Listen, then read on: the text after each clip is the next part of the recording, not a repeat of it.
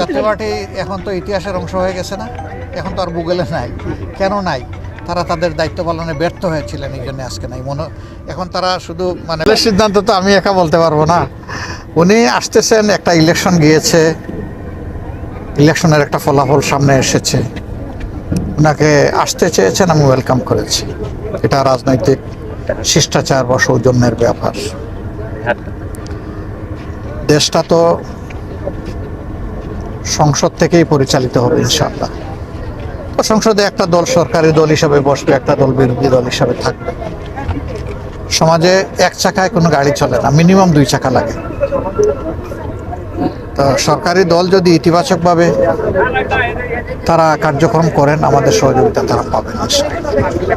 কিন্তু জনস্বার্থ যদি বিঘ্নিত হয়, তাহলে তো আমরা জনগণের পক্ষেই আমরা অবস্থান নেব, এবং আমাদের অবস্থান হবে একদম ক্লিয়ার কাট। আর আপনারা দেখেছেন অলরেডি নির্বাচনের সময় আমরা যে কথাগুলো বলেছি, এগুলো আমাদের মুখের কথা ছিল না, এগুলো আমাদের বুকের কথা ছিল। 3 শর্ত আমরা চাইবো যে এটা সবাই মানব। নাম্বার 1, এই সোসাইটি আগাগোড়া দুর্নীতিগ্রস্ত, দুর্নীতি থেকে বের হয়ে আসতে হবে। 2 নম্বর হচ্ছে বিচার বিভাগ, বিচার বলতে কিছুই নেই আমাদের দেশে। দেখেন না এতগুলা ঋণের লাভ কেমনে চান্স পায়, এদের হাতে দেশ কিভাবে নিরাপদ হবে? হবে না তো, কারণ এরা তো সবসময় নিজের স্বার্থ দেখে। এই জায়গাটায় এমন মানুষ যাওয়া দরকার যারা নিজের স্বার্থ দেখবে না, 18 কোটি মানুষের স্বার্থ দেখবে। সেই 18 কোটি মানুষের স্বার্থ দেখলে কেউ ঋণখেলাপি হয় না, ঋণখেলাপি হইলে কেউ আবার নেতা হইতে চায় না, লজ্জিত হয় যে জনগণের টাকা আমার পকেটে ঢুকে আছে, আমি দিতে পারছি না। তো আমরা স্বাধীন বিচার বিভাগ চাই, এবং কারো উপর সামান্য কোনো অবিচার হলেই আমরা কিন্তু প্রতিবাদ করি। এমনকি সরকারি দলের কারো উপর যদি আমরা দেখি অবিচার হচ্ছে, তাও প্রতিবাদ করব। অবিচার আমরা মেনে নেব না কোনো অবস্থায়। আর তৃতীয়টা হচ্ছে সংস্কারের যে প্রস্তাবের উপরে গণভোট হয়েছে, এটা পুরাটাই মানতে হবে, এর কোনো খণ্ডিত অংশ আমরা বাস্তবায়ন দেখতে চাই।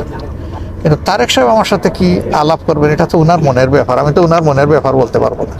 উনি আসলে আলাপ করলে আমরা দেশ এবং জাতির স্বার্থকে সর্বোচ্চ গুরুত্ব দিয়ে ইনশাল্লাহ। সংসদ চলতে হলে তো সরকারি দল বিরোধী দল লাগবেই, অবশ্যই লাগবে।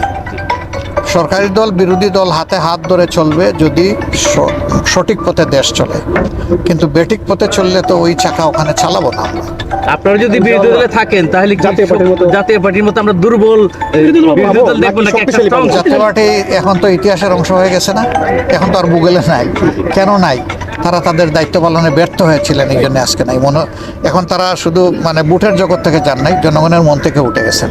এটা ওই কারণে যে তারা জনস্বার্থ সংরক্ষণ করেননি। জামাত ইসলামী এই ভুল করবে না।